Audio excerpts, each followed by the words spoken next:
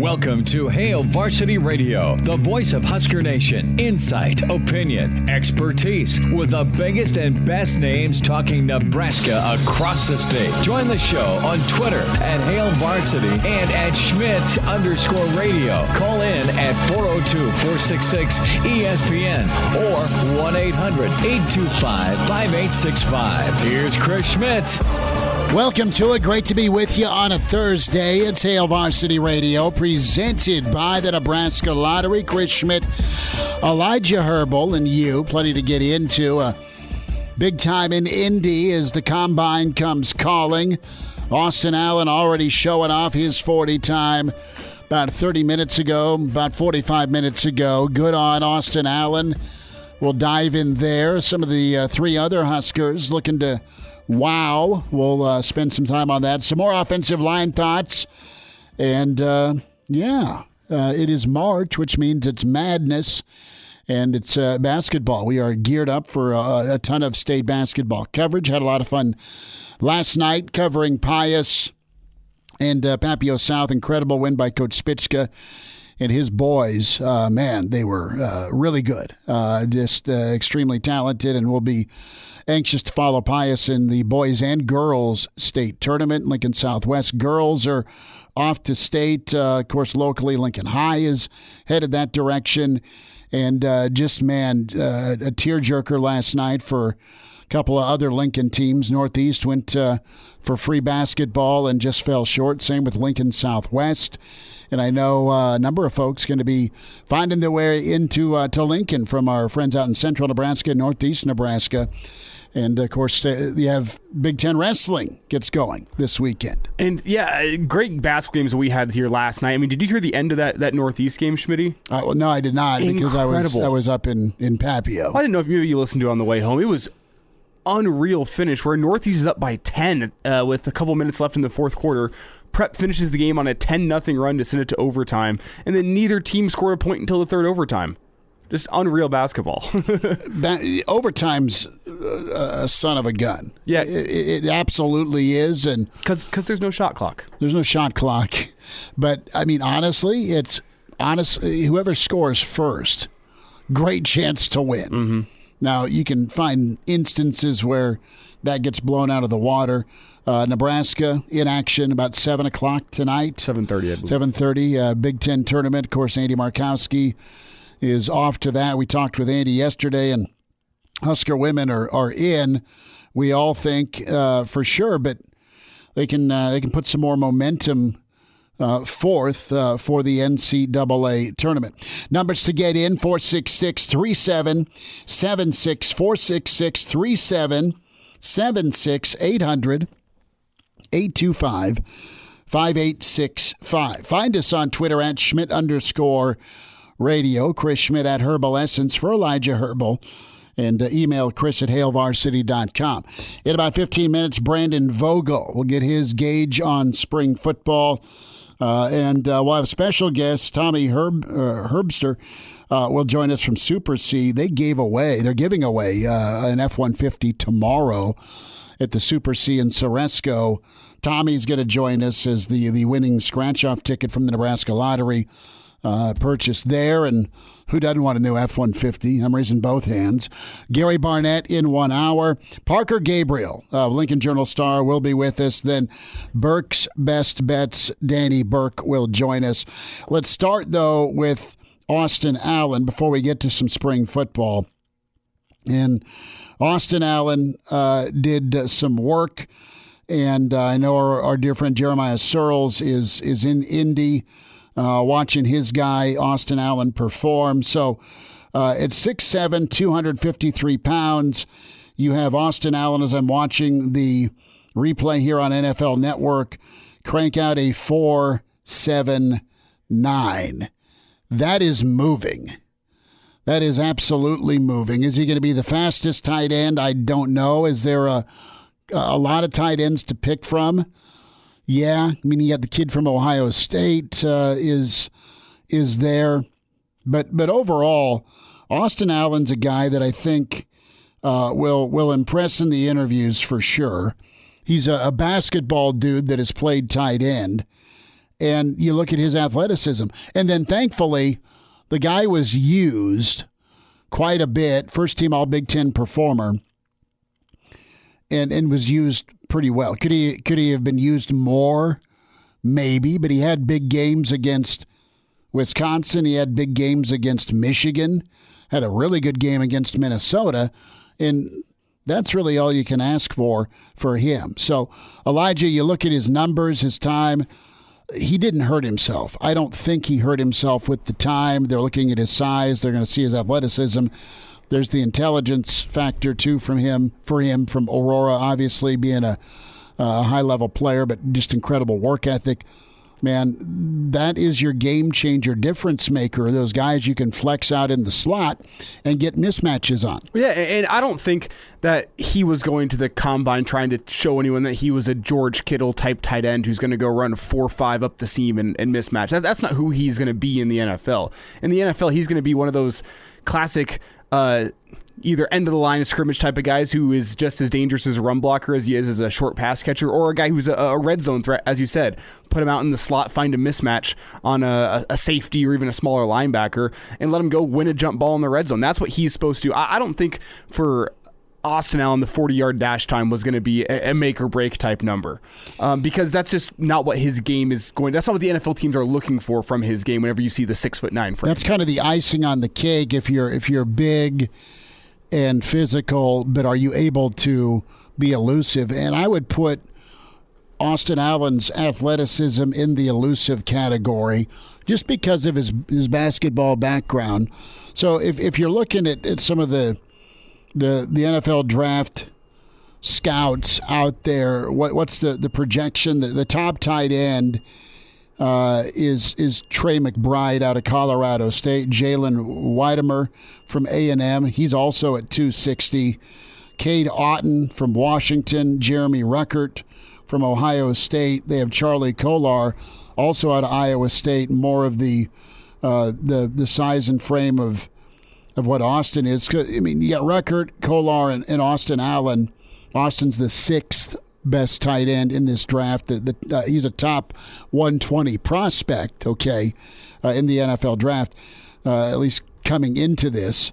But with Ruckert and Kolar and Allen, they're all about kind of the same size, except Austin's at 6'7". He's got a couple inches there. But you've got kind of those end-line tight ends and Weidemer and McBride that go 260, 265 versus the 250s. And more teams are going with a couple of different options at tight end here. I mean, I look at my prototype tight end in the NFL right now. Back in the day is you had big dudes on the end, and listen, Denver was the king of this. Like, Denver carried really good tight ends, but Sharp was your difference maker. Mm-hmm. Right, just because of how big and physical he was, and they were throwing him in the slot back in the late 90s, 2000s, okay? And Sharp was big time. Shannon was kind of a mold by himself. And then you get to what New England did in the draft, where they went with Aaron Hernandez pre-murder and Gronk. I mean, they had two tight ends, kind of like Doc Holliday. I got two of them, one for each of you, right? I mean, you've got the athletic tight end, and then you've got your burly tight end. Gronk's kind of your 2.0 version with his size and speed to flex out. And then you have the who's the kid out of that was at Green Bay and in Seattle, the basketball player. Jimmy Graham. Jimmy Graham. Jimmy Graham was kind of more of your, all right, he's going to be listed as a tight end, but really he's more of a big slot guy, right? A big guy over the middle, because Graham really wasn't as built as he is. He's not like thick. And I look at like the best tight end, at least statistically and fantasy football wise, the go-to guy in Baltimore is Andrews. I mean, Andrews is that. All right, Gronk's been in the league a while now. Here's Andrews, who's can play an H-back for you, also line up on the end, and then they'll split him out. He can do all three. I mean, there's just not many guys like that when you look at the history of the league, though, and that's not what Austin Allen's going to this combine trying to prove. He's not trying to prove he's a Tony Gonzalez he's or not a George unicorn, Kittle or right? Mark Andrews. That's not what he is, yeah. He's going to the combine, and numbers that are going to be huge for him, in my opinion, are going to be that vertical, the bench, and probably the shuttle. Yeah, the short area quickness. Yeah, those are what's going to be important Can you for him. separate from one of those goon outside linebackers hanging all over you? Mm-hmm. Because with that shuttle, it's how well you're going to be able to break in and out of your routes. With the bench, I know it's not squat. It's not the be-all, end-all in terms of how strong is this guy going to be on the line of scrimmage, but it's a good indicator. And then the vertical is red zone threat. You're already 6'9". If you can add a 34-inch vertical to that, who's going to be able to stop you? So those are much more important than the 40-yard dash, but 4.79 is completely respectable from Austin Allen. And now it looks like I'm refreshing here, and it looks like the official number from the NFL might be a 4.83. Yeah. Should be 0.4 of a. I'm reloading here the page because they have like the initial unofficial results, and then I was waiting for the official results. And then to you come can out. come back and run again if need be at pro day, and then there's a happy medium. So we'll keep you updated there. Juergens, JoJo, and Cam Taylor-Britt also in Indy, and a guy like Samari Toure, Ben Stilley, D Boogie, all those folks will wow at their pro day, want to wow anyway, and then get in front of some NFL folks. So there we go. So let's talk about Donnie Raiola as he's settling into his role. Really good story from Steve Marek, HailVarsity.com. And you have this understanding of the Nebraska standard because, quite honestly, you look at both the Raiola brothers, they were recruited. Dominic obviously landed here in Lincoln, and Donovan recruited to Lincoln but ended up at Wisconsin. And Wisconsin, another version of old school Nebraska, right? Just what they are, what they want to be physicality-wise on the offensive line. It's downhill run game, play action football, and away you go. Wisconsin won a lot of ball games last year with a manager at quarterback. It's been a lot of years since Wisconsin's had a difference maker at quarterback. The guy that could have been a difference maker for him went to Notre Dame, and they won a lot of ball games as a grad transfer. But with Raiola, he's trying to figure out what he has and where they can go. And we were we still are big Greg Austin folks here. Now, we're not holding that against, or there's no grudge. I mean, there's a lot of intrigue with Raiola being hired, and I think he'll do a good job. I have faith. I don't have proof, but I have faith he'll do that just because of who he is, who his family is, and who he's played under, coached under, and where he's been. So I think you can get better offensive line play. You have to get better offensive line play for Nebraska football next year and moving forward. Greg Austin was good enough to get phone calls from the Bills, good enough to be in the NFL, good enough to be at Oregon, good enough to be a guy that Ohio State really looked at and went after. So Greg Austin can coach offensive line.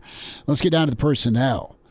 And, as we've seen the attrition happen for Nebraska football in the secondary and at the running back or that Duck R spot or the receiver spot, I just think that Nebraska maybe in the transition from the AAC to the Big Ten, they just went about it with what they knew, and they went after a certain type of dude, and they've had to recalibrate and readjust in the Big Ten, and now they've had to reshuffle and recalibrate a touch with their coaching staff.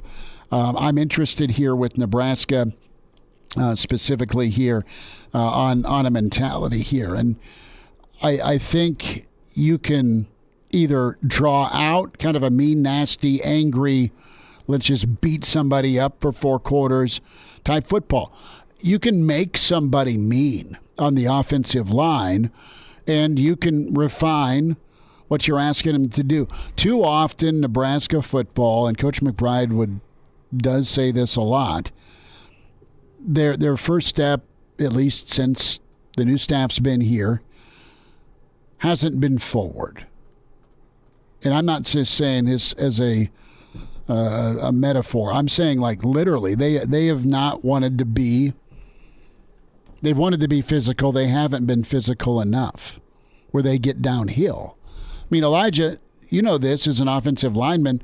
If your first step is back or to just get in the way, you're not really inflicting any pain or will on anybody. I think that's going to be a shift and an emphasis with, all right, you can talk about downhill. Are you going to see downhill? I think you're going to really see it because that's what Raiola is. You can have zone blocking schemes or more, direct blocking schemes. You can get into that because a lot of places still run zone, but there are guys they've recruited. Their film showed firing off the football and just hammering people versus playing patty cake. And I mentioned this last season whenever I was talking about the struggles of the offensive line. A lot of times the offensive line stepped lateral, which I've never been a huge fan of zone blocking from whenever I played it to now watching football. It works if you have a decisive running back that can cut off like they do in the NFL. That's why zone works so well up there. But in college, especially with the running backs Nebraska had last season, zone just didn't make much sense to me, and Nebraska got killed for it in a couple games last season. Think about the lateral portion you're talking about. You got the O-line going laterally, and you got a guy like Mills. You're asking him to go laterally, and he's been best just going north-south out of the gate. Brandon Vogel's on the way with Hail Varsity. And now, back to Hail Varsity Radio. Thanks for spending time on a Thursday. It's Hail Varsity, presented by the Nebraska Lottery. Brandon Vogel's going to break out his crystal ball for maybe your betting needs Sunday against Wisconsin. Danny Burke also in an hour. Vogues, what do you know? How you doing? I'm doing well. How are you? I'm all right. There's a lot to get into. Basketball on our mind. We've got NFL Combine thoughts with Austin Allen. And, of course, Nebraska spring football underway. We'll have a chance to get caught back up with coaches Monday and Wednesday and next week. But all closed down for this week, which is fine. And we just spent some time on the offensive line, which was great. I want to go to the scale position stuff, though, with you, Vogues, and specifically the slot spot. You've got Palmer and Omar, but let's focus here on Alante Brown. What's your take on as to why we've seen minimal usage of Alante? Yeah, that's a good question. I mean, when he got here, he had a pretty solid slot, I think, if I'm not messing up the timeline here. I think Spielman was still here when he got here. And then, of course, you had Wandale for 2 seasons where Nebraska leaned on him pretty heavily. For between those two guys, it felt like that spot was a little bit locked off. And beyond that, I don't know, because he's a guy who, in very limited sample size, like you saw him, and when he did get out on the field, he had a kind of ability to make people miss. He was one of those guys, and there were a handful of them over the past couple of seasons where, I think the fan base in general watched it and be like, why isn't this guy playing more? And that's always a difficult question. I guess my default is to I tend to side with the coaches of like, I don't know, they see 100% of this, and we see maybe 10% of it. So you kind of got to default to them. At least that's my approach. But everything we've heard about, I mean, granted, it's been one day, the first day of spring football, has been encouraging with him. You look at, I mean, just thinking back to what Mickey Joseph had to say about him, like it was pretty effusive. And Nebraska needs people like that. It particularly needs people like that now because a lot of your natural leaders, the JoJo Domans, Markel Dismukes, the Deontay Williams, much less people on offense, are kind of gone. So people who are willing to step up and say, no, I'm gonna do things the right way, and hopefully that models things for other people to do the right way, are super important for Nebraska in 2022. He is showing it, and Mickey talked about being vocal in the room, but also Alante really just being selfless and embracing the special teams mentality, right? Where I'm going to just go try and kill it wherever I can to help the team. We know he's a tough kid. The Chicago region produces tough folks, and now he's just kept on grinding. So I think that's really cool, and it's more of a surprise than an expectation. In not for Alante, but just for the transfer and portal opportunities kids have. I mean, the second you get asked to eat your vegetables, you can go someplace that tells you we're going to give you some ice cream. Okay, so yeah. I mean, I appreciate Alante's perseverance, and man, he's got that quickness in the slot, and I can't wait to see him.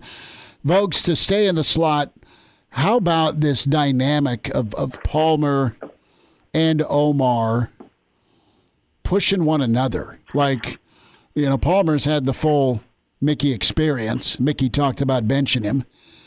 And then there's Omar, who's, struggled, but also has wowed you a lot too. It's like when the chips were down, let's get Omar the football. That's how he was used last year. Yeah, he was. And, you hope that can expand for Nebraska going forward. I mean, you look at a guy of his size and, to learn that Whipple's like, maybe he's a slot, is interesting in itself. Like, we're going to talk through the next month until we get to the spring game about, like, okay, what's Mark Whipple's imprint on this offense? And if Omar Manning ends up being a meaningful contributor in the slot position, well, that's a pretty good starting point. And not just that, but competing with Trey Palmer, and, Mickey Joseph talked about this too. Yeah, he had to bench him, but he's also a guy who came from LSU. He's a guy who can say, so Omar Manning, he hasn't been a slot really, but before. But any of those guys in the wide receiver room, Trey Palmer knows the expectation. He knows kind of the standard that those wide receivers are going to be held to under Joseph as their position coach. And being able to impart that knowledge, I think, is incredibly valuable. Like, Mickey Joseph is going to pay dividends, I think, for Nebraska on multiple fronts. But this might be one of the most immediate ones. Brandon Vogel's with us here on Hail Varsity Radio. And Brandon, while we're talking about the pass catchers, I want to move over to the tight end room too, because it's going to be a big spring for Thomas Fidone to show what he can do, especially catching the ball, because Travis Vokalek, as we saw last season, came in and did a lot in the run blocking scheme and a two tight end sets with Austin Allen. And it seems like that might be similar this season with Thomas Fidone, except he might come in and do some pass catching. We're unsure what his run blocking looks like at this moment in time. So what are you expecting to see this spring from Thomas Fidone? And do you think that now coming off of a knee injury, he can live up to the high billing that he got whenever he came in here? Yeah, I expect to hear his name a lot, which I think would be an indication that he is on his way to living up to that billing. And boy, Nebraska needs somebody like that. And just the nature of recruiting to Lincoln, Nebraska, much less with a guy who was in Council Bluffs. So who's like in not just a 500-mile radius, he's in like your neighborhood. Those players don't come along a whole lot. And when you expand beyond that and just kind of look at the prospects who are rated at the level that Thomas Fidone was coming out of high school, Nebraska's track record with those is a little bit hit or miss.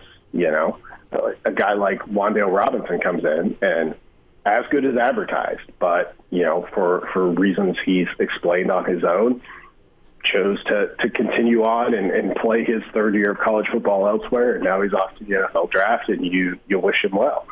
So that's kind of a big thing. Like, it's tough to get prospects that come out of high school kind of as highly regarded as Thomas Fidone did, when you do get them, they need to play like that.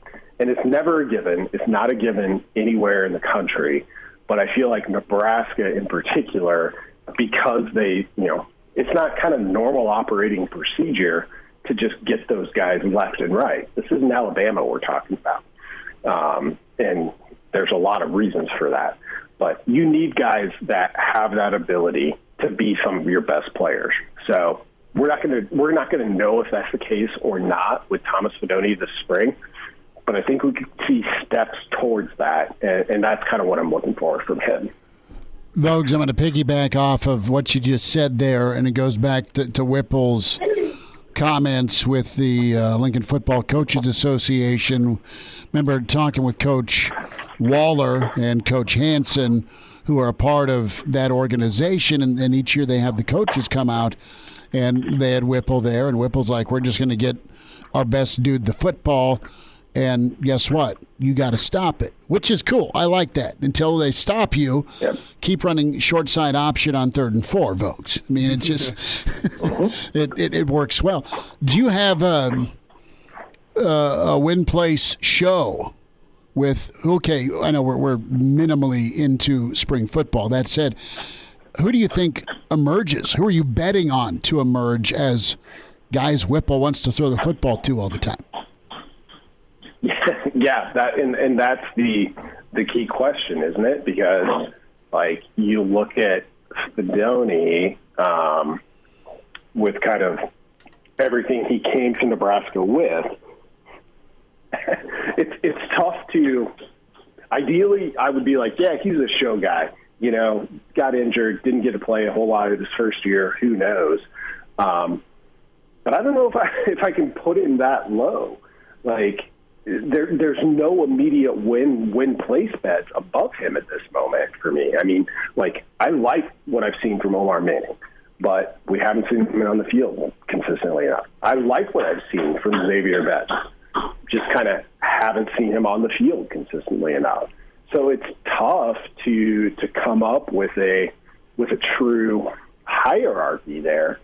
Much less the kind of the running back room, which is a little bit of the same scenario. So it's hard. Like if you have to make that bet, my recommendation would be to box them. So if they come in any order, it doesn't matter, and you get it. But that's the thing. I mean, I think that's a big thing this spring is identifying like who is that guy. And with a new set of eyes, does somebody who maybe we're not thinking of right now emerge into that role? Vogue's got about a minute here or so.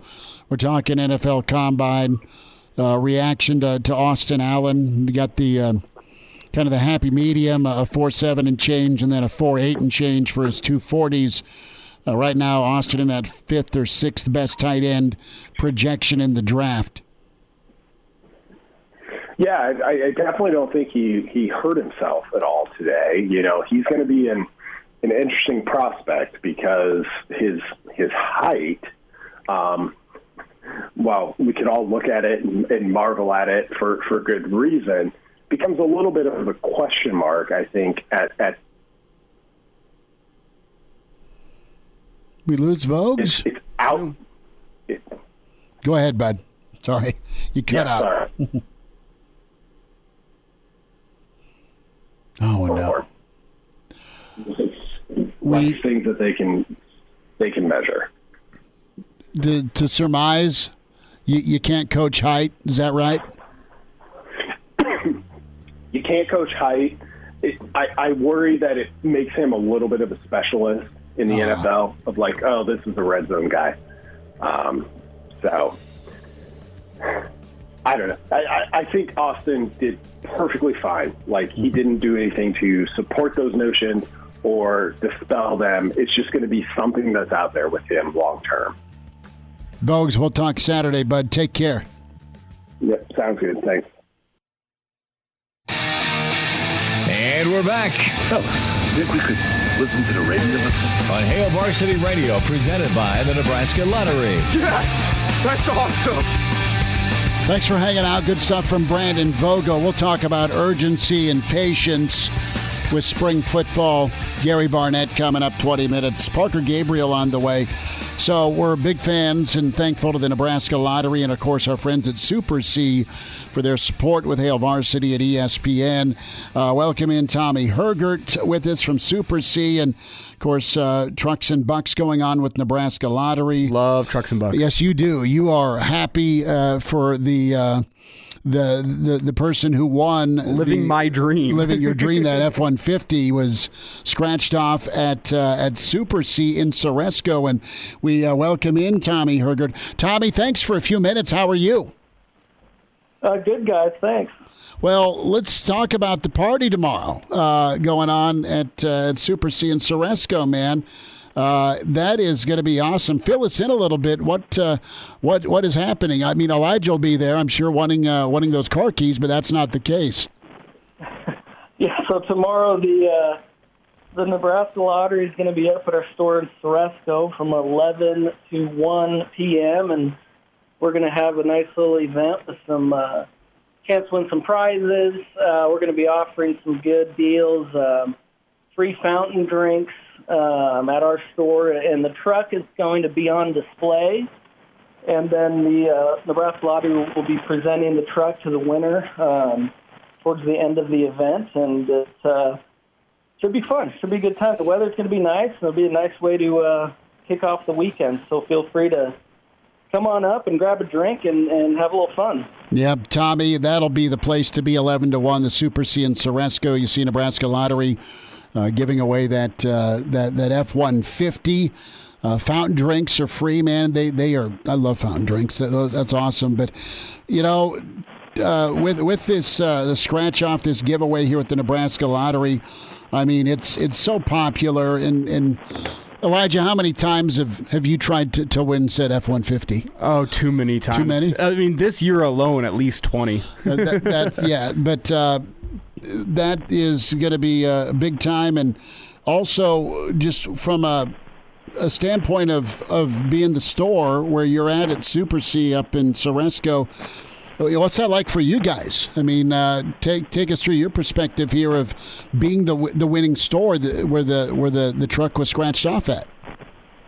Yeah, it's fun. You know, they give away 8 of these trucks every time they do one of these Trucks and Bucks scratch ticket runs, and we're lucky enough to be the first truck that won this year, or sell the tickets that won the first truck this year. So that's across the whole state of Nebraska. So we feel pretty lucky, and we're excited for the winner, and yeah, it's a pretty special deal.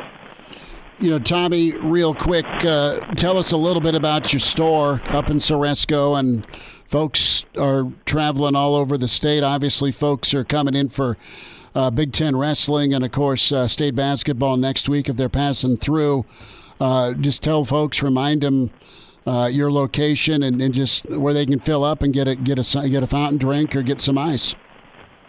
Yeah, stop on by our store in Ceresco. We're just off to the east side of the town there on the highway, and stop in for a cold drink, grab some ice. We also have Valentino's in there, so grab a slice of pizza, and yeah, it's all good. Yeah, I'll let you know right now, whenever I'm heading anywhere north of Lincoln, out 77 to do some baseball umpiring, I'm stopping by for a slice of pizza every time. A slice of pizza and a breadstick. And you'll have that quarter in your hand, won't you, Elijah?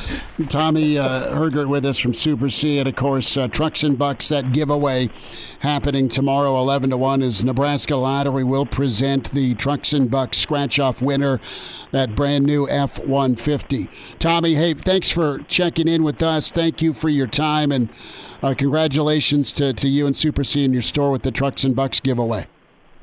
Sounds great. Thanks, guys. All right, there he is. That's Tommy Hurrdat with Super C. And, of course, the Trucks and Bucks, Nebraska Lottery, been with us day one. We love them. And I'm telling you, if baseball season started a month earlier, the amount of trips I take through Ceresco out umpiring, I would have won that truck. If baseball season was just a month earlier.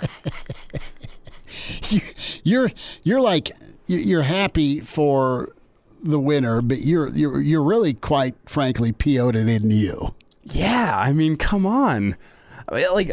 Sure, I won $4 last night on the Trucks and Bucks ticket I picked up at the gas station, but $4 ain't no brand new 2022 Ford F-150. No. Because we got the ads playing in the commercial breaks here, and I hear it and I go, yeah, I do want a brand new blue Ford F-150, and then it's somebody else living out my dream. The wife really pushed hard for me to get a pickup. And then she totally went 180 on me. I was like, well, you're too short. You'll need a ladder to get in there. She was going to get one, man. She was thinking about it. Well, the best thing about pickups is they hold their value for so much longer than any other car were. I mean, my roommate got one that was like 8 years old, and he still paid almost $30K for it. Like, just crazy. And then they're so convenient, so you can haul anything. Anytime your friends call, they want you to help them move. See, and that's when it goes to voicemail. I am not I like helping friends, but I'm the wrong guy to ask to help move you. That Seinfeld episode is so true.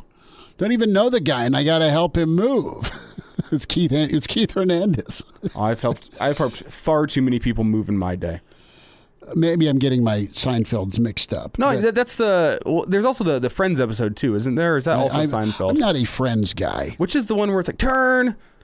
I don't know. That might be Friends. So are you weirded out here by Pickett's hand size? I mean, a little bit, but then you look at the last person in the league, the last starting quarterback with a hand that small, and it's Joe Burrow. I mean, the exact measurement, the last person to have that exact size, the starting quarterback in the NFL, was Mike Vick. And Mike Vick was a fine NFL player. Dude, it's still big enough to palm the football and chuck it. I mean, it's hilarious. You go back to 2020 and Joe Burrow's tweet, considering retirement, because my hands aren't as big as the NFL likes. There you go, right? So more thoughts on Nebraska, some good stuff on from Vogue's rather. And be sure to find that. Log on and can check out the on-demand section, ESPNLincoln.com. The website, the on-demand for Hail Varsity. Full podcast, get those and subscribe to them. It's just perfect for you, about an hour and a half of football bliss for you. We try anyway. Good, bad, or ugly, give us the rating and can log on and listen Spotify, iTunes, Google Play with the Hail Varsity Radio podcast. 6 of them a week for you with Hail Varsity. And we also try to get you that one that live stream on ESPN Lincoln's Twitter or Facebook. Well, about once a week we try to get you the live stream. We'll do that more during football season. Yeah, but if you want to see the beautiful faces of Chris Schmidt and Elijah Herbel, that's the way you do it. As we all dry heave. The imprint on the offense, I think if we're going to just circle the offensive imprint, it's just going to be grouchy. That's the word I'm going to use. And that is maybe a new leaf for these guys. I think they're going to mirror Whipple. And Whipple, to me, seems grouchy in a good way, where they're going to get after it and just kind of go after you with a physical run game and with some weapons at receiver and a guy that hopefully will be mistake-free at quarterback. And now, back to Hail Varsity Radio. One final time this hour, Hail Varsity, presented by the Nebraska Lottery. Loaded Hour 2, Gary Barnett, Parker Gabriel, Danny Burke, Burke's Best Bets, some NBA and some college basketball. Interesting slate in the Big Ten. Numbers to get in, 466-3776, 466-3776, 800-825-5865. Can email the show, Chris at HailVarsity.com. And find us on Twitter at Schmidt_radio, Chris Schmidt at Herbal Essence for Elijah Herbel. So, going to tell you to buckle up, hands on the wheel, eyes and mind straight ahead. The driver has one job: to drive. This message from the Nebraska Department of Highway Safety Office. So let's look in a little bit here to the mailbag from The Athletic, and it's asking some some very frank questions about the Big 12. All right, we know expansion's knocking. Headed off to SEC land, but the question's there from Stuart Mandel. Can the Big 12 be an elite college football conference again? And think about who's moving to the Big 12, right? I mean, we have Central Florida and Cincinnati, and so they'll be okay with some of those teams. But you lose an Oklahoma and a Texas, what do you have left? It's not that K-State can't play good football. It's not that Iowa State and Coach Campbell can't play good football. You have Oklahoma State, who's been really good. I mean, they broke down the most wins in the last 10 years. Fox Sports Football did for college. And, I mean, Oklahoma State's just like on that third tier where they're cranking out about 70 wins a decade. I mean, Nebraska's below that tier. It's monstrous to look at where Nebraska's been the last 10 years, who they're lumped with, who they're behind. I mean, you have your Clemsons, your Bamas, your Oregons that are kind of in that top tier, and then barring a down year, I mean, you have your LSUs and your A&Ms. Well, A&M's been kind of hit or miss, but Wisconsin's there, Iowa's there that are cranking out between 9 and 10. Sparty drifted off, but they had a really good 2010 through even last year. Penn State's kind of been hot, and then obviously Ohio State's in that top tier. But I think that tier there, that LSU, Wisconsin, Iowa, Penn State, that's the tier that Nebraska fans, like, they'd be happy being in that tier. That's the neighborhood you always lived in. Mm-hmm. And then for, about a 7-year stretch, 5 to 7 year stretch, you jumped into the penthouse. And, the question is, can you get back there again? And you've done it before as a blue blood. You should be able to do it again. I think you got a great shot of getting high-level consistency with the staff changes if you're patient enough to not disband or disrupt and give this staff a chance to kind of click together with the same head guy and then just go to work. You can get better. You've just had a whole slew of transition after transition after transition compound, and it was a rough first couple of steps, but now you're done wobbling theoretically. Gary Barnett's on the way. It's Hail Varsity, presented by the Nebraska Lottery. Hail Varsity Radio, the voice of Husker Nation. Insight, opinion, expertise, with the biggest and best names talking Nebraska across the state. Join the show on Twitter at Hail Varsity and at Schmidt_radio. Call in at 402-466-ESPN or 1-800-825-5865. Here's Chris Schmidt. Back with you at Hail Varsity Radio, presented by the Nebraska Lottery. Let's talk some college football, some spring football. And Gary Barnett with us, Hall of Fame coach, Northwestern and Colorado, also at Missouri. Coach, I mean, scale of 1 to 10, how bad's the struggle right now with your golf game? Well, with 10 being the worst, I'd say it's maybe 10.5 right now. So what's going wrong? It just comes and goes. Right now, it's my driver, and so I just don't have any rhythm with it. I'm tinkering too much, and probably listening to too many articles and reading too much. So I can do that. I can overthink this thing pretty easily. Well, at least you're having fun overthinking. Just get a new driver, Coach. Well, that's always been my solution in the past, Chris, but that gets expensive. I bet. Well, I want to talk. But you can trade them in. You can just trade them in. They're highly negotiable. So. Well, there's new technology out every year, man. You got to stay up, right? So, well, let me know how that goes. I want to get your thoughts when it comes to this time of year, spring football, and had a lot of fun earlier in the week with the round table with the Nebraska assistants and the spring football press conference. Your thought, Coach, on just that urgency in spring and would like your take on your approach for looking at a player. Nebraska's got a lot of 3- and 4-year guys at different spots, but some of the secondary, some on the defensive line. What was kind of your rule of thumb with moving on from a kid or sticking with a kid that maybe hadn't popped yet? Might have been a high-profile recruit. How did you assess all of that here with when it came to development or going to the next guy? Well, there's two things I would immediately jump out as you just delivered those two questions. One is, the number one thing is there is no urgency in spring ball.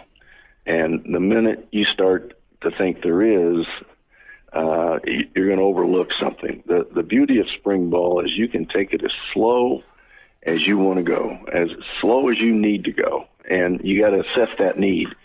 But there is no sense of urgency. You don't have to have anything ready at the end of the spring football. At the end of the spring, you probably have a pretty good idea where your defense is, but your offense is, there's so much time for your offense to continue to improve at the end of spring football that you don't want to rush to judgments, and you don't want to be too quick with all that stuff. And you don't want to overlook anything. At this point in time, spring football is about going back to basics and ingraining a groove, a practice, techniques, that sort of stuff. You don't have to have a game. You have to be game ready on Saturday. You don't have to see any film. You don't have to watch an opponent. So it's all about making every player better and seeing how things progress, experimenting with different players at different positions, experimenting with offensive plays or defensive schemes. It's truly, for me, was a really fun time. As far as the guys go, the kids go, the players, I had a standing rule: apples don't ripen at the same time. And so, you really only, when you look at recruiting classes, and I don't care where you are, if you hit on 50% of your guys that you recruit start, you're doing pretty well. So it comes with the business. Things just don't develop. Players quit developing. Players end up with different issues. Coaches leave, and so that hurts their development. There's just so many things that factor in to why and when a kid all of a sudden develops, or if he doesn't develop. So again, I preach patience. I always preach patience, and you sit in their living room and you've promised to be a surrogate father to every one of these young men. And so you have to carry out that responsibility. If you say you're going to do something, do it. Mm-hmm. And so that means you don't give up on your own kid after 2 years or 3 years. Now, if it's in his best interest and he knows it, then the two of you have a discussion and you help him get someplace else. But it's got to be mutual. The young man has got to come to the conclusion that he just probably isn't going to fit in. He's not going to get to play. Some guys there came to Nebraska because they love Nebraska. And that's value, and that's valuable. That's valuable in the locker room. And so you want to be very, very careful with all that, and you want to meet all your responsibilities. Everything that you said you were going to do, you want to do. The minute you start falling back or not delivering on what you said you were going to do, you lose your locker room. So, that's very, you got to be very careful with that. You've got all these new assistants, and, not everybody's going to, jive with them right away. So you got to have time, and that's the beauty of spring football. The vibe and mood and kind of feel with Scott Frost. Gary Barnett's with us. He seemed way more relaxed this spring, even though there's some urgency, and you touched on what spring's all about. Coach, knowing Coach Whipple like you do, how's his expertise, his experience going to help Scott out? It's spring, it's not fall, I get it, but how's he How's he going to be able to lighten the pressure if there is such a thing with Scott? Well, Whip's been through everything, okay, and he's learned through every one of those situations you go through. If you don't learn, it was a waste of time. And so he's learned, and Scott can learn from that. Scott's learned, the way he reacted so many times this fall.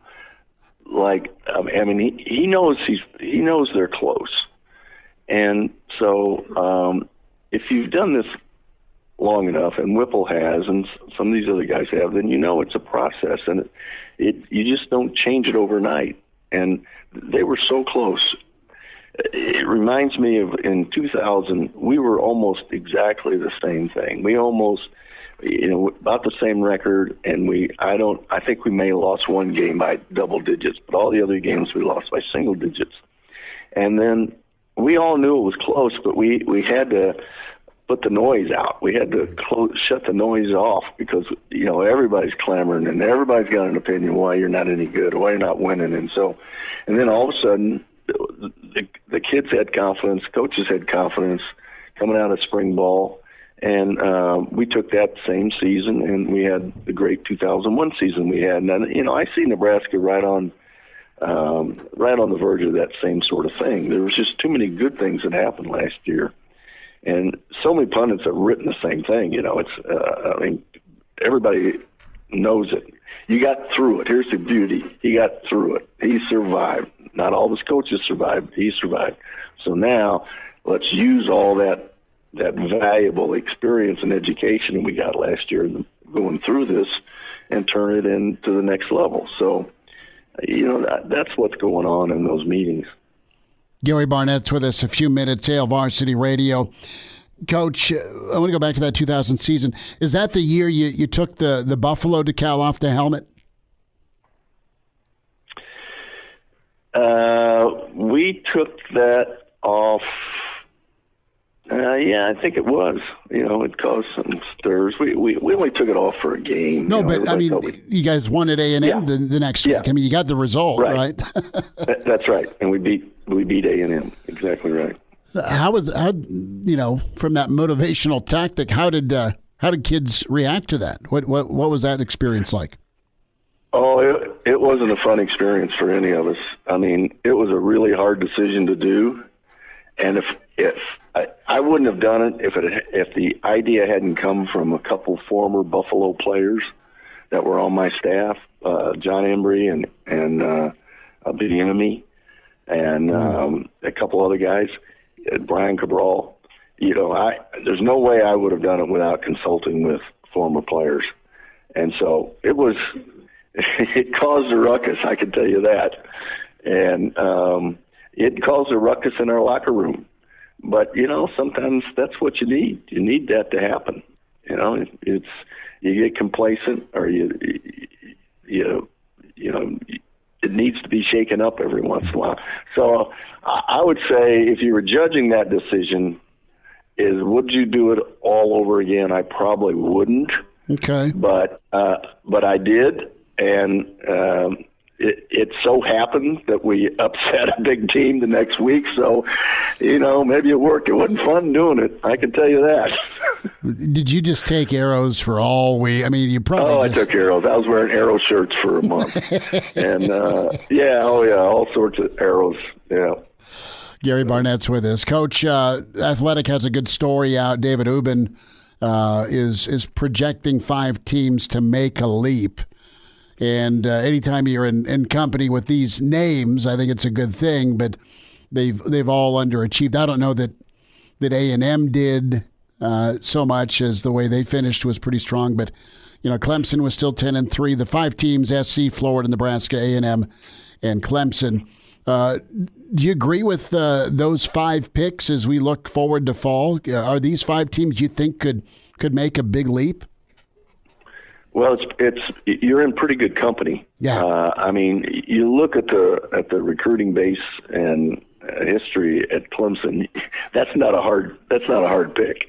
And you see what's happened in the recruiting to A&M, and you know what a potential great place that is. So that one's not hard to pick.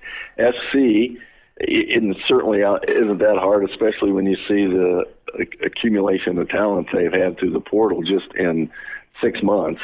So that one's not hard. Florida, that's a little tougher pick for me, I think, just because a new coach, new system, and I'm not sure that's one I would have put in that. I'm not sure who else I would have put in. I have to do the research on it, but I don't think that's one I would have put in there. So you're in pretty good company, and then Nebraska, so it's pretty good company that you're in. Well, what do you the names say it all, and I think SC's, like you touched on, is good. I think A&M could, Jimbo keeps recruiting at a high level. I don't know what his quarterback situation is. I know Clemson was young on the lines of scrimmage last year, but they're pretty loaded talent-wise. When you look at Nebraska, is it a big ask to see a monster jump with a new, not completely new staff, but a lot of new staff in a first year? It's a bit of a reach, I think, but you've got enough players around, and you had valuable experience last year. I think the key is going to be quarterback. Now, we did it in 2001 with a quarterback who managed the game, and so we had, we could rely on our offensive line, our running backs, and then our defense, especially our secondary. So we had all the holes filled. We needed a quarterback who wouldn't make mistakes, could throw the ball accurately, and get us in the right play. And we didn't need much more out of him. And that's pretty much what we had. We had two different quarterbacks that year. And so this game today is more of a quarterback-oriented process. And so I think it really comes down at this point in time this year is to how Casey Thompson plays. Gary Barnett's with us, Hail Varsity Radio. Yeah, Casey, can he stay healthy? And it sounds like from a leadership standpoint, he's really done well with his team. Coach, last thought, let's talk swag for a moment. Saw this story about recruiting swag, and it kind of went into Kevin Sumlin showing up in a helicopter for recruiting. What's the fanciest you ever got for making a trip to a recruit's house? I never wanted to do something like that. I never wanted to make that statement. The only thing I ever did that was close to that is I might have 5 or 6 or 7 assistants all show up at one kid's house in one day. And so it was a fight with the AD as to why in the world I would have 7 assistants all fly to someplace in the middle of nowhere, and the cost of that was always an issue at Colorado. But that's about the most. I used to go to. I'll tell you how I was different. I used to go by myself to most of those to recruits' house. I didn't necessarily like going with another one of my players. Coaches. I'd like to show up by myself. And to me, I thought that made a bigger statement than anything else. So it's just how you view it, perceive it. Man, the limos, old Jack Pierce. Yeah, I never did that. Never did that. Jack he'd always say, "Well, we're going to get a Cadillac, Tom." he made Coach Osborne rent a Cadillac. Yeah. Well. Yeah, and it's a different time now. So. Oh, yeah, that's good. Coach, good luck with the golf game. Thanks for a few minutes. You bet, bud. Good being with you, Chris. Good stuff from Coach Barnett there. No helicopter rides for Coach Barney. That's all right. Parker Gabriel talks some spring ball with us next on Hail Varsity. He's in his 30s, but sounds like he was born with a stogie in one hand and a brew in the other. Now, say my name. It's Schmitty on Hail Varsity Radio. I got the body of a taut, preteen Swedish boy. Back with you, it's Hail Varsity, presented by the Nebraska Lottery. We say to Parker Gabriel with the Lincoln Journal-Star to talk some Big Red football spring, and at Husker Extra PG on Twitter. Parker, what's new, man? How you been? I've been doing well, just getting in the spring football rhythm, such that it is, enjoying the weather, and, cruising along. Well, I'm going to ask you about the O-line to start. Interested to get your thoughts with what Donnie Raiola has in front of him. It's going to be kind of an incomplete test, so to speak, just because of the well-known injuries with Teddy out and, of course, Turner out. That said, as you look at this offensive line group, do you think they had a problem with what they were asked to do last year, or was it more about mentality? Because it's been pretty clear that might be job one for Raiola to fix their mentality. Yeah, that certainly seems to be.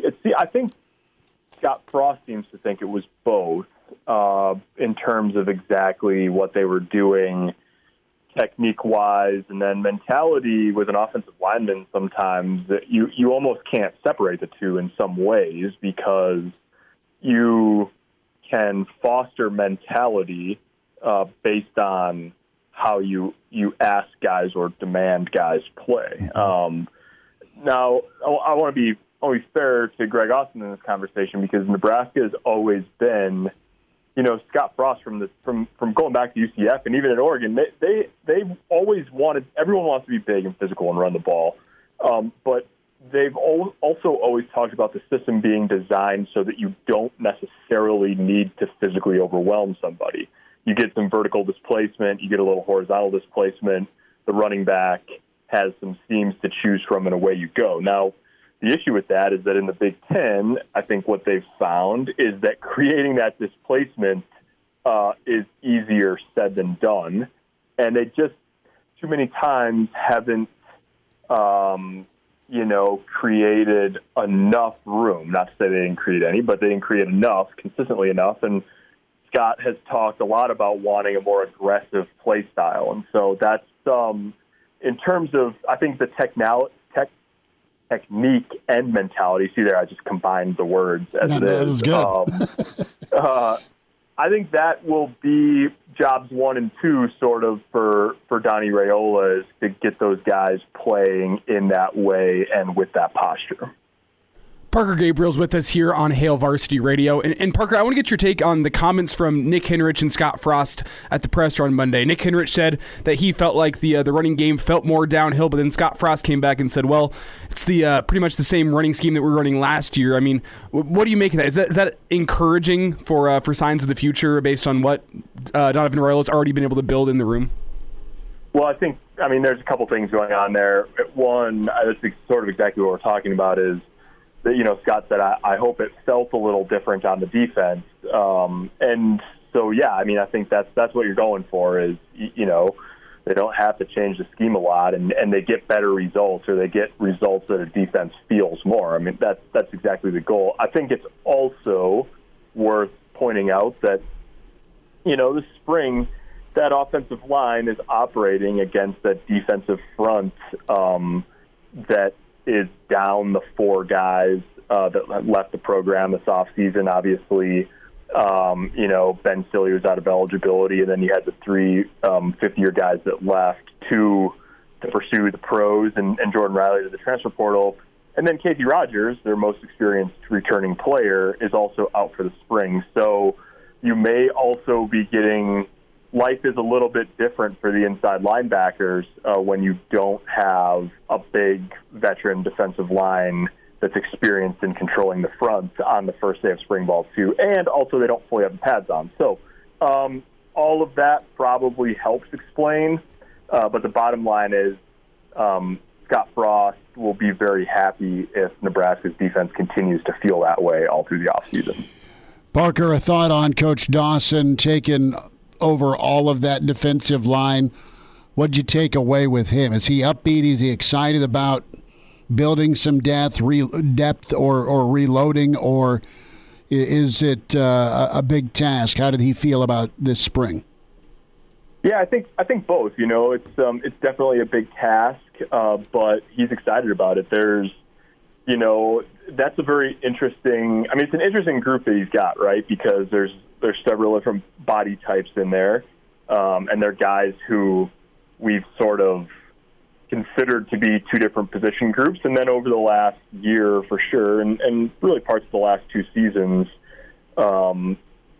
they've sort of played more like one group in terms of outside linebackers playing sort of like 4-3 defensive ends at sometimes, and defensive ends, we might have used to call them, playing, the 3-5 technique. And so you got all these pieces, and I think not only is Mike Dawson excited about coaching all of those guys, and he's coached them as individual position groups over the course of his 2 stints at Nebraska, but the guys seem to be excited by it too. I mean, Ty Robinson and Garrett Nelson both said on Monday that they think it can be a good thing to have sort of one voice leading that whole defensive front group, I guess you could sort of call it. So, yeah, I mean, it's he doesn't have the special teams on his plate anymore, but he's got probably like 20 guys in his room. So he's got plenty of managing to do, and plenty of competition, especially the closer you get to the edge. And then I think probably, they need some guys to emerge, young guys to emerge in terms of interior defensive linemen, and they may need to supplement via the portal too. Parker Gabriel's with us here on Hail Varsity, and Parker, which goes a position group which goes right along with that defensive line is that nickel spot that JoJo Domann played last season. And I've brought it up a decent amount on this show over the past couple weeks because I think it's one of the biggest question marks on the defense. Who's going to step up and fill that role, fill some big shoes that were left by JoJo Domann, admittedly. Do you have a feel for who the guy might be to watch this spring in terms of a guy that's going to fill in? I know we saw Isaac Gifford there at the end of last season, but with really a new season ahead, that spot still seems up for the grabs. Yeah, and I think there's not a danger, but I don't think that they're going to ask somebody to do exactly what JoJo Domann did, and they may use different guys depending on the sort of game situation. So it's an interesting spot, though, because they have some versatile players. That group includes Gifford, as you mentioned, a guy like Javen Wright, who's working his way back from missing most of last year with a blood clotting issue. And then, Chris Kolarovic was a guy who got talked about on Monday as playing that spot. He obviously was in rotation at inside linebacker last year.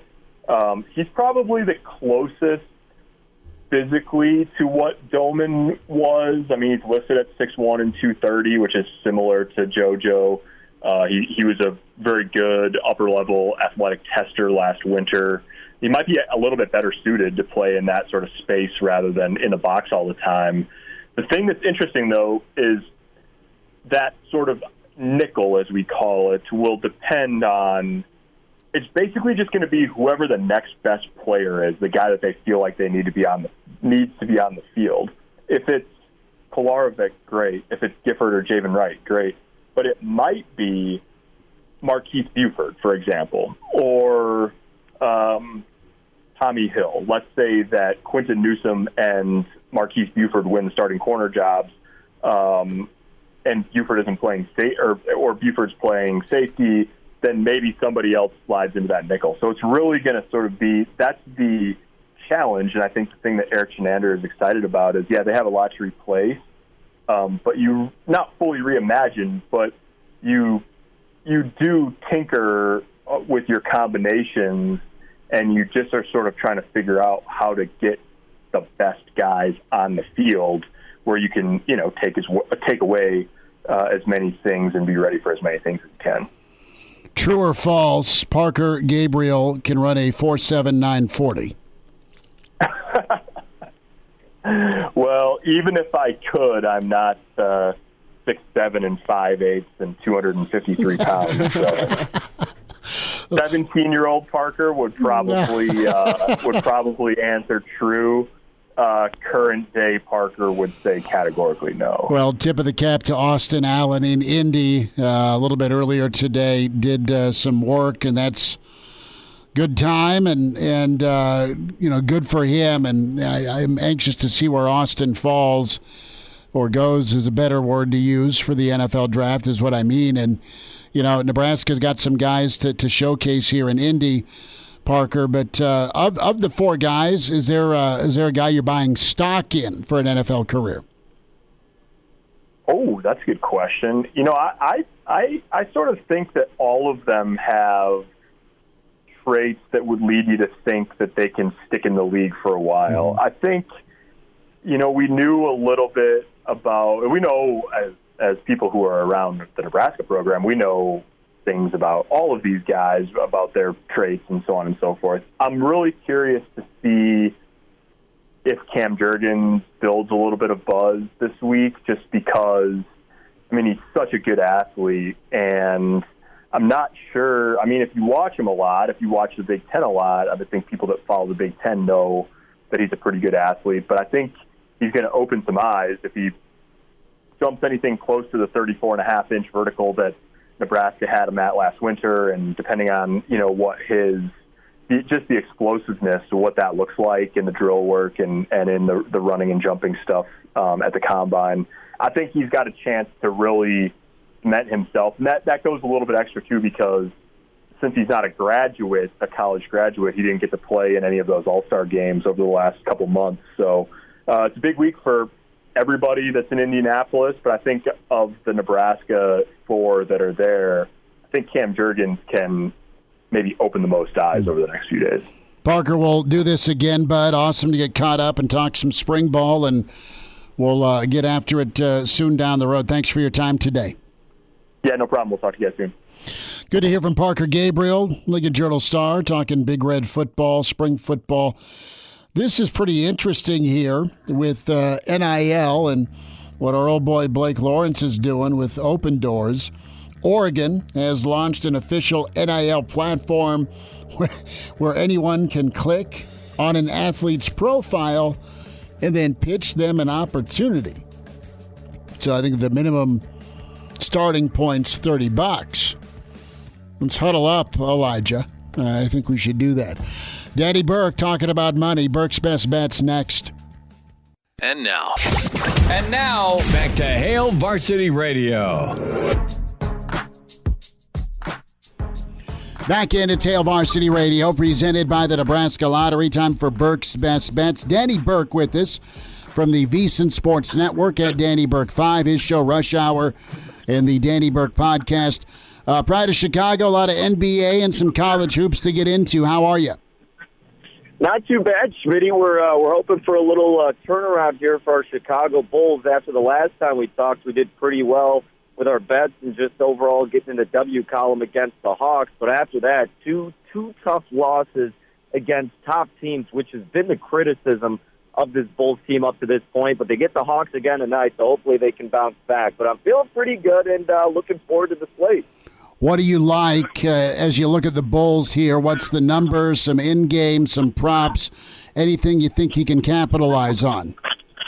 Yeah, a lot of interesting angles here tonight, Schmidt. You've got this spread that opened at 4.5, and then after the initial opening of 4.5, it came down immediately. And there's a lot that goes into it, being that, well, Trae Young may be injured going into this game. He was banged up with his ankle from the last outing, and I haven't seen the official status, but he was questionable. So even if he does go, Schmitty, you're probably imagining he's not 100%. And the Bulls have locked him down in the past. Ayo Dosunmu did a fantastic job. I think Trae only had 14 points, but 8 of those points came from the free throw line.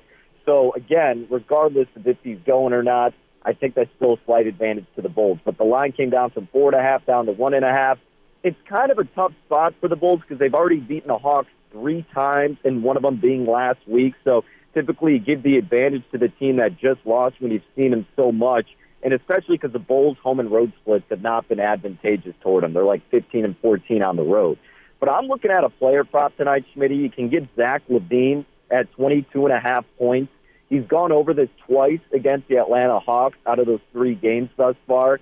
He's gone over this. I think the number's 34 out of 50 or 51 games, whatever it is exactly this season. And where Zach LaVine takes the majority of the shots, It's at the rim, and it's from deep. So 3-point shots and getting to the bucket. And guess what? That just so happens to be two of the weakest spots for this Atlanta Hawks defense that overall is just an abysmal defense. And furthermore, in transition, they're the second worst transition defense. You know Zach Levine, he's going to look to push it. He wants to be aggressive and take things fast into the rim. So I think all that leads to a big night out of Levine. I wouldn't be surprised if he gets 25+. So that's really the main angle and best bet I'm approaching for this game. Grizz and Celtics, what do you say?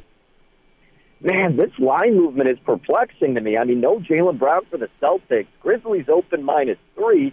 And now you're seeing the Celtics is almost a 3-point favorite. I'm just really confused why that is. I get that maybe we're overvaluing the Grizzlies a little bit and the Celtics have been better, but let's be honest. I mean, I just don't think that's how it should be. Memphis matches up fairly well with them. I mean, the Celtics defensively are pretty sound, but offensively, Boston's really got nothing in my view. So I think if you're giving me points with Memphis, I'd have to look to take it with them. I don't know if I'll, necessarily give it out on my show as the best play, Schmitty. I'm kind of waiting to see where it still ends up. But, man, it's hard to ignore taking the points with Memphis. Danny Burke, Pride of Chicago, Burke's Best Bets, Hail Varsity Radio. Danny, of course, with VSiN Sports Network. What do you anticipate with the return of KD for the Nets?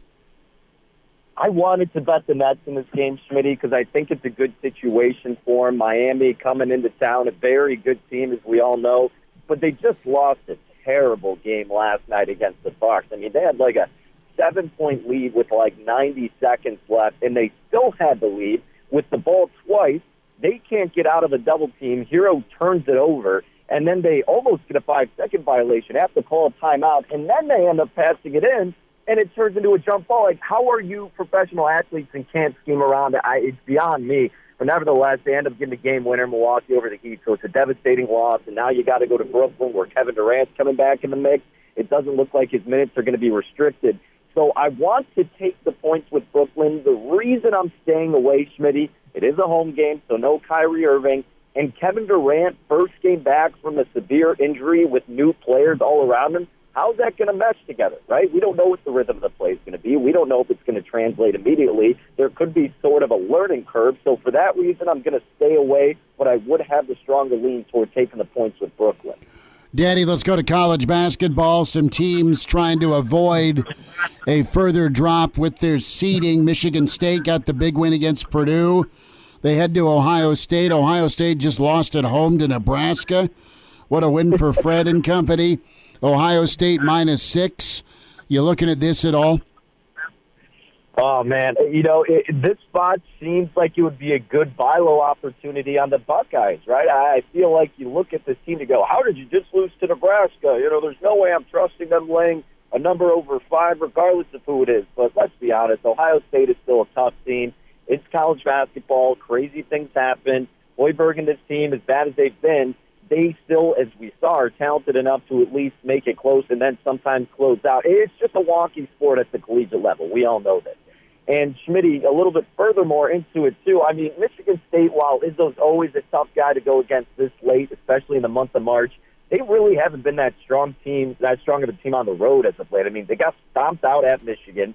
They got killed at Iowa, and at Penn State they lost by 4. So now you're going to a pissed-off Ohio State team. I think it's got to be the Buckeyes or nothing for me. You know, that sounds like some pretty sound math. As we move to Ann Arbor, Jawan's been watching. Old Martelli's been doing his thing. Iowa has been incredible. They head to a dangerous spot. Michigan's got to win, and got to win against teams that can help their NCAA tournament case. Michigan -2. Do you think Iowa keeps the magic going? I want to say yes, but at the same time, you got to look at this game in the sense of who's hungrier, right, Schmitty? I mean, Michigan's desperate for a win here. Iowa doesn't obviously need it as much. You're still playing for seeding in bowl tournaments, but again, the thing about betting Iowa is, of course, they can play like the greatest team in the country on any given night if their shots are hitting. But if they can't hit it, well, then you're just absolutely screwed all throughout. So I probably have more confidence in that Ohio State game than I do this one. But at the same time, it might be, a rare spot that you're catching points. with an Iowa team that on paper is probably better than Michigan, but in this spot, I'm not so sure. So I kind of defer to you on this one, Schmitty. I think I'm going to stay away but lean Iowa. I am running from anything Michigan related just because of what they are, and Iowa, to me, it feels like a spot where Iowa might take one on the chin. Danny Burke, VSiN Sports Network, at Danny Burke 5 on Twitter. Last thought here, Danny, about 30 seconds. Would you take the points? We don't know the number yet, but would you take the points? Nebraska's going to be catching Wisconsin in a good spot. They've already won part of the league title. Any chance Fred gets 3 in a row? Look, this is an interesting concept, too, because, like you said, they already have a share of the title, so what's the incentive going to be for the Badgers in this game? And as for Nebraska, if they can keep that spark and momentum going, knowing that, like, hey, the team's already celebrating, like, screw these guys. If the number's big enough, Schmitty, I think it'll definitely be appealing to a lot of people. I don't know. I mean, you're not going to get it as high as it was in that Ohio State game, presumably, but if it gets to a respectable amount, I don't hate the idea, as crazy as it seems, is taking the points with Nebraska. But, of course, you can always wait in-game and see what this Husker squad looks like coming out. Daddy, we'll do this again next time. Thanks for a few minutes. Always, Schmitty. Take care. Miss us? Come here, brother. Give me a hug. Bring it in for the real thing. We're on call for you. Catch the podcast at HailVarsity.com, the ESPN Lincoln app, or download them on iTunes. Saddle up, partner. Back to Hail Varsity Radio. One final time, get ready for Big Red Baseball tomorrow. Java Chamberlain back with us for another Friday hit. Jacob Padilla. They'll talk all things basketball, which will be no doubt our full plate next week at PBA with boys and girls state basketball. Plenty of coverage here on ESPN and KFOR locally. And, of course, our fine affiliates out in central Nebraska, northeast Nebraska, they'll have their area teams covered as well. So this was pretty awesome. A tweet sent out, a field of 64 with the legendary teams of college basketball. The cutoff here seems to be 82 Carolina. That's the oldest team, 40 years. Jordan, Perkins, Worthy, the Superdome, Jordan as a freshman. But this is my college basketball wheelhouse with some of these great teams. Like 96, Marcus Camby, UMass was awesome. Fab 5, Michigan, 93, incredible.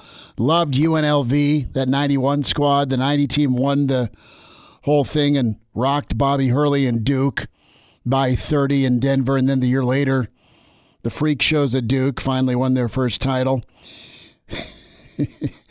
But I look at some of the squads. You're calling a foul, Elijah, here. You are pissed there's no Kemba Walker. Well, I'm just looking at this, and it was clearly made by somebody a lot younger than me. Or sorry, a lot older than me. Because the teams that I remember being great, as you said, the Cardiac Kemba team of 2011, that was, I mean, they weren't the best. The six overtime, and then to get to a title. Yeah, and the fact that they weren't even, I think they're like a 7 seed, and they went on and won the whole thing. Yeah, they got hot, bro. That's a team that stands out to me. Or 2012 Kentucky with Anthony Davis, and, well, I think they had 5 lottery picks on that Kentucky team. Just like the teams that I remember being great, they have 18 Villanova, which, yeah, that's a good answer, but those weren't the most dominant teams from my era of watching college basketball, especially that 2012 Kentucky team. I think they finished the regular season like 30-2. They did. You had a shift, though, from the mid-'90s to late 90s where you had guys for a couple of years and then they were gone. A lot of the early 90s teams, I mean, guys had to at least stay 3 years, right? I mean, you had Garnett make the jump from high school. The one team that got to a Final Four that I thought was just a ton of fun to watch was that Marquette squad of 03 with Dwayne Wade. I mean, that's almost 20 years, though. I mean, think about that. And if you're listening at home and you want to see the bracket yourself, it's been retweeted onto the ESPN Lincoln Twitter account, so you can go check it out there as you can go look at the full 64-team field. And you'll have some folks, like a team that got hot that was good was KU in '86 with Danny Manning. They won. 86 is wrong. 88's when they won it. But you had a good run. You had Oklahoma at Kansas for the championship. That was really like the first championship game I really remember. I still really like the Ewing teams.